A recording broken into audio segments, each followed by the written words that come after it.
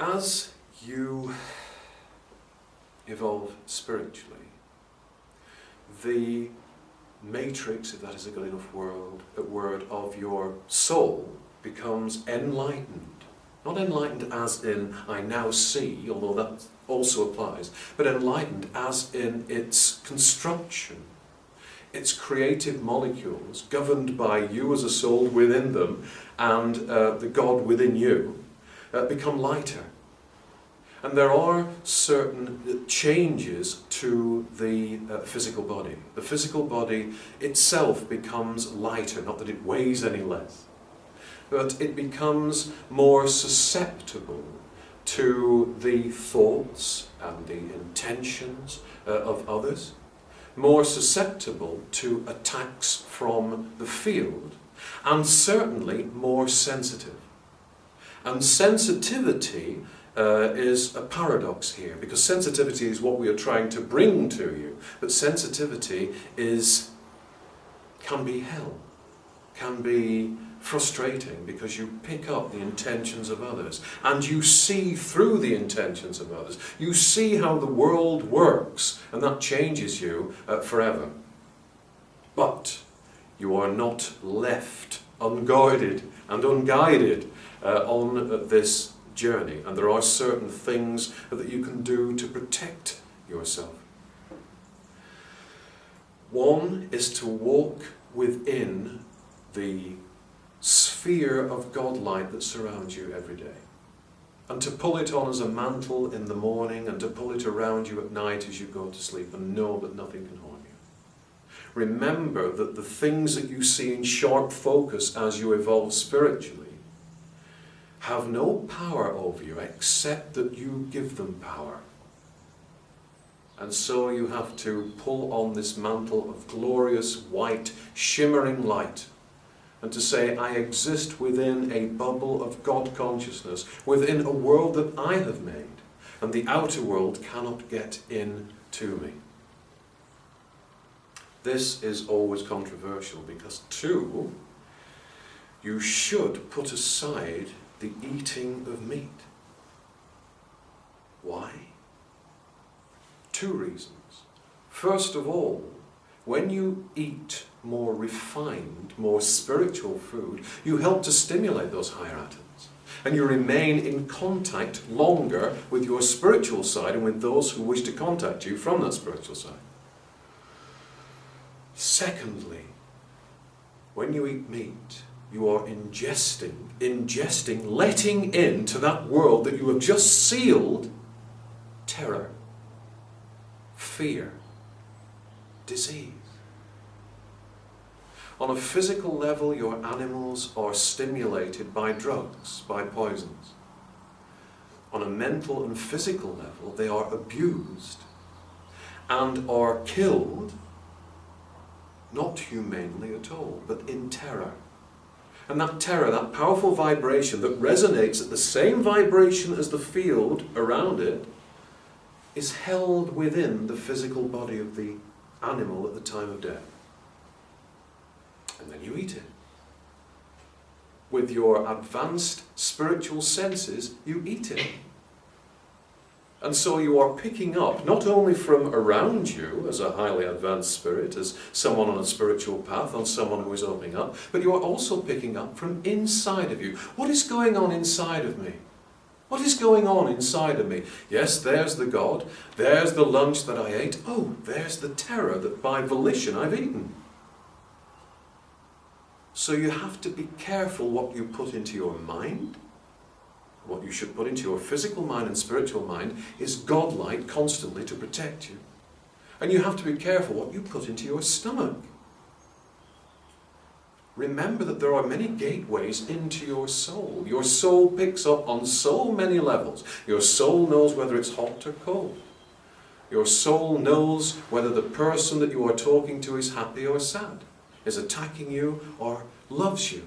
But your soul also knows what is going on within the physical body. And the physical body knows too and transmits those signals to you.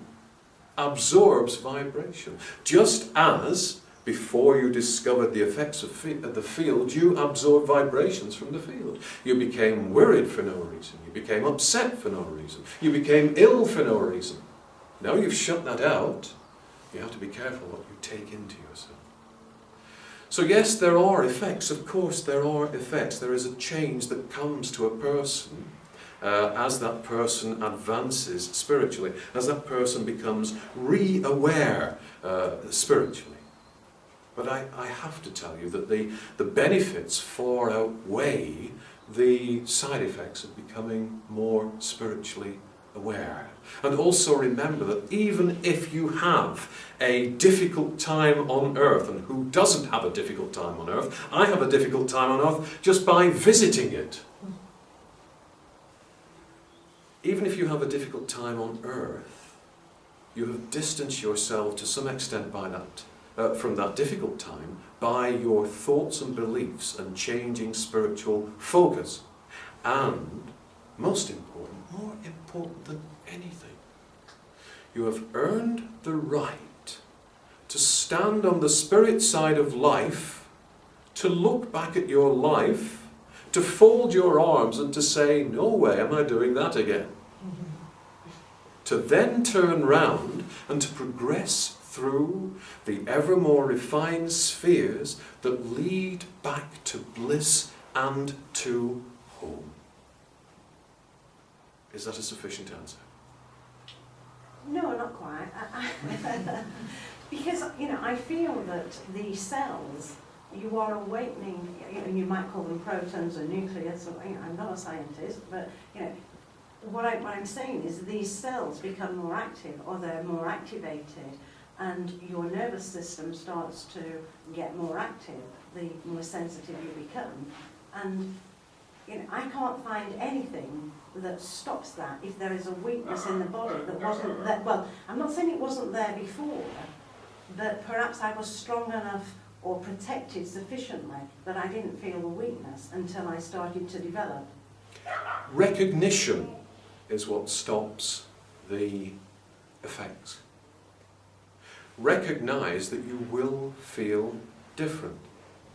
And recognize that if you place yourself in a situation where you feel debilitated after you have supposedly opened up for spiritual development, then that situation is not right for you. It isn't quite like that, sorry. It is difficult to work spiritually because you are pulling against the effects of the field. But remember that you can reprogram, as I've said, within your God bubble of light, how you wish each day to be. And on day one, your perception will say to you, I still feel weak. On day two, your perception will say, I still feel weak. On day three, on day four, on day five. But to counter that from your soul and in your meditation, you should be saying, nonsense. I cannot feel weak. I am a child of God. That is an illusion. That is a lie. Off you go.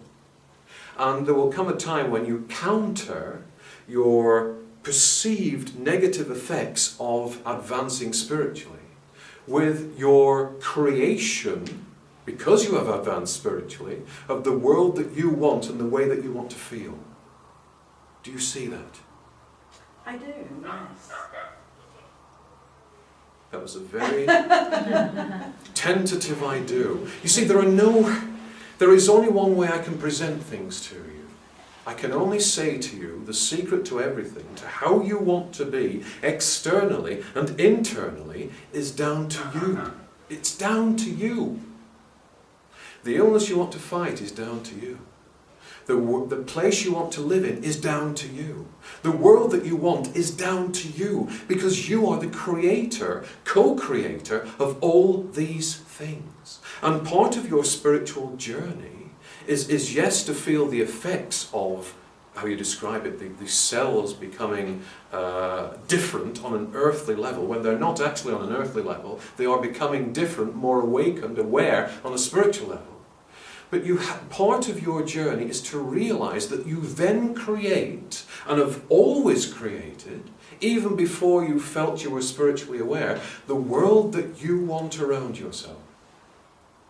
Maybe you did it subconsciously before, but now you have the glorious and golden opportunity to do it consciously.